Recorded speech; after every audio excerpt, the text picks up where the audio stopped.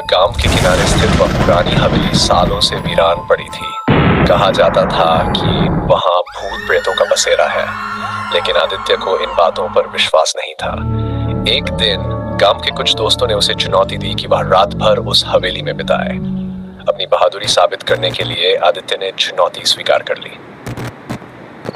रात के गहरे अंधेरे में आदित्य अकेला हवेली की ओर चल पड़ा। हवेली की टूटी फूटी दीवारें और जंग खाई हुई खिड़कियां एक अजीब खामोशी बयां कर रही थी।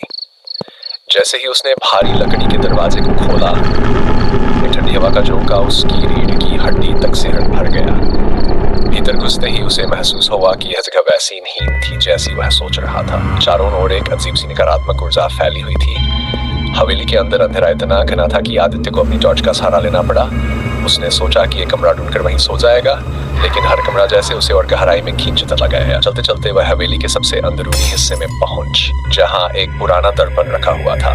दर्पण पर गहरी दरारें थीं, लेकिन उसमें कुछ अजीब था।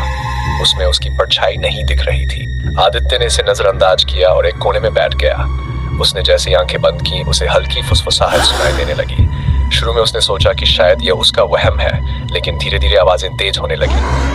यहाँ से चले जाओ, यहाँ से भागो। आवाजें बहुत साफ और भयानक थी। आदित्य के दिल की धड़कन तेज हो गई। वह उठकर दरवाजे की तरफ भागा, लेकिन दरवाजा अपने आप बंद हो गया। अब हवेली का हर कोना उसकी ओर देख रहा था, जैसे वह किसी अनजानी निगाहों से गिर गया हो। दीवारों पर छायाएं चलने लगी, पर कोई शरीर नहीं था। अचानक दर्पण में एक परछाई उभरी। ये कोई और नहीं बल्कि आदित्य ही था, लेकिन उसकी आंखें खून की तरह लाल थीं और चेहरे पर एक भयानक मुस्कान थी। परछाई ने धीरे धीरे दर्पण से बाहर आना शुरू किया।